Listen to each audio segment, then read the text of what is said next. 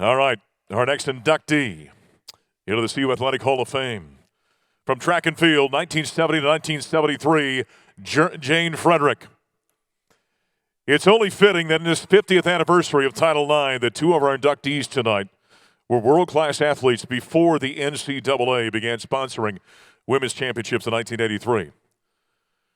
Jane attended Colorado at the time that just predated women's varsity program. She still made use of CU's athletic facilities to train en route to becoming a true pioneer in women's track and field. In late 1972, Jane played a significant role with four others who went to then athletic director Eddie Crowder to start a women's varsity track and field program here at Colorado. They won the 1973 AIAW National Championship in pentathlon, which made her CU's first female national champion in any sport. Yeah. Jane was a two-time Olympian in the pentathlon and the heptathlon. She was 21st in the pentathlon in the 1972 Summer Olympics in Munich, Germany, and 7th in the 1976 Games in Montreal, Canada. She won both the 72 and 76 U.S. Olympic trials, by the way. She set the U.S. pentathlon record on 5 occasions. After her athletic career, she became a track coach and assistant at the University of Texas, where the women won the NCAA championship in her first season in 1990. She coached 4 national champions, 8 All-Americans at Texas before moving on to coach at UC Santa Barbara. She's a member of the Nike Hall of Fame, the U.S. Track and Field Hall of Fame, and we are proud now to call her a CU Hall of Famer. Ladies and gentlemen, Jane Frederick.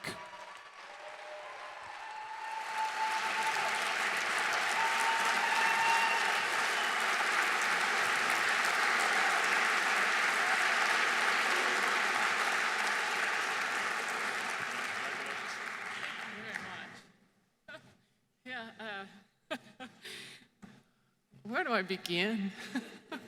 I want to begin by acknowledging that my beloved family attended tonight. That is the legacy of my father, for whom really I entered athletics and aspired to become an Olympian in track and field, because he was denied the opportunity. He had gotten the Spanish flu in 1918, and his legs all black. When he tried to be a track athlete at Cal, he couldn't handle the training, but the blood clots and the trouble. But he was a fantastic athlete, and we all knew that because his younger brother went on, Cal, 8-man with coxswain to win the gold medal in Amsterdam 1928 Olympics. Yeah.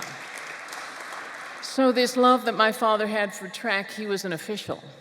And I thought to myself when I found I had some talent in it, because at 11 I tied the national record for my age group in high jump, I thought, I want to do this for my father. And our legacy is at the table here. My 2 brothers, their wives, my niece, and my 2 great-nieces, 7.5 years old. And I am standing here with my heart so full to be able to give them a hook to hang their hats on that is our bloodline. So,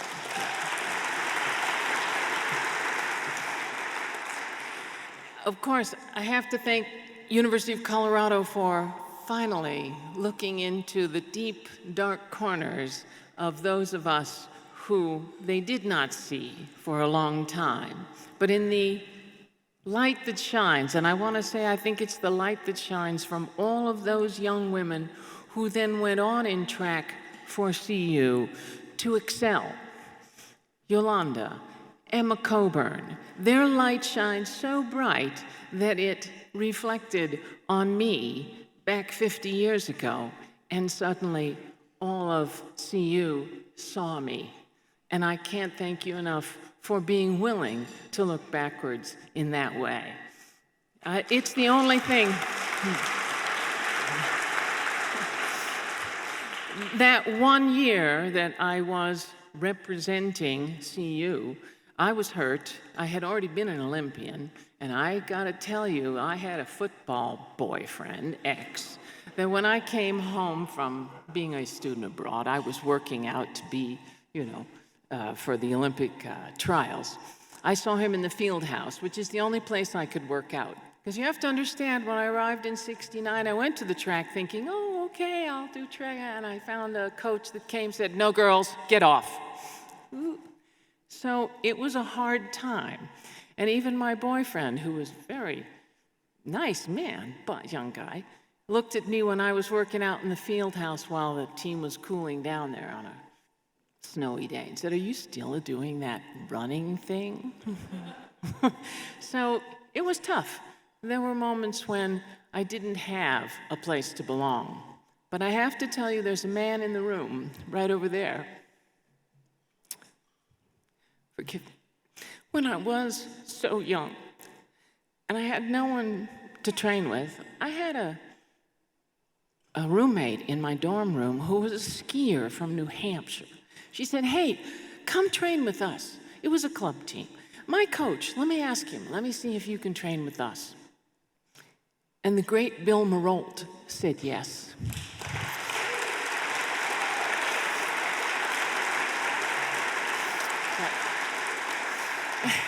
And you gotta figure, we had to pack our own slopes. We got fit, So all fall, all winter, I was allowed to have a place to belong, even though he knew and I knew, come February, I had to move over to track again. So thank you, Coach Marolt. I never forget you.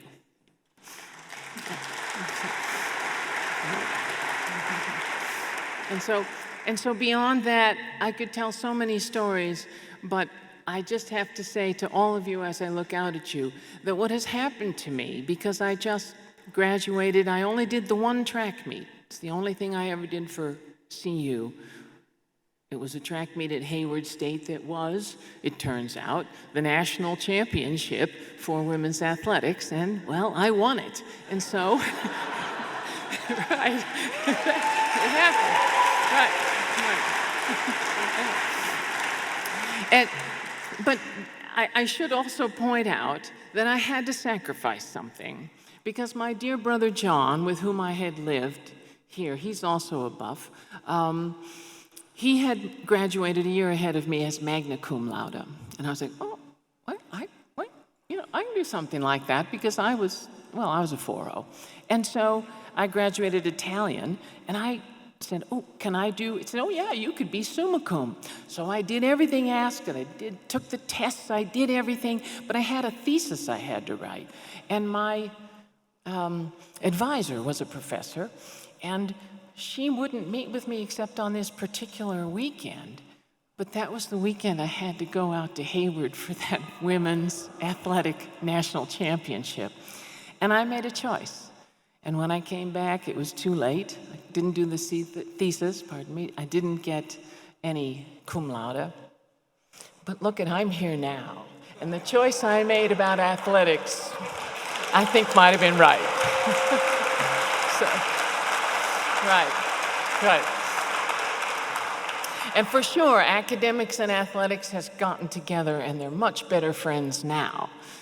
But I have to say, I cannot thank you enough for making me feel so welcome, so much a part of a family I didn't know I had, and want to come back. Coach Malone invited me to the track practice yesterday. I cannot begin to tell you how much it's wonderful to find a home. Thank you very much.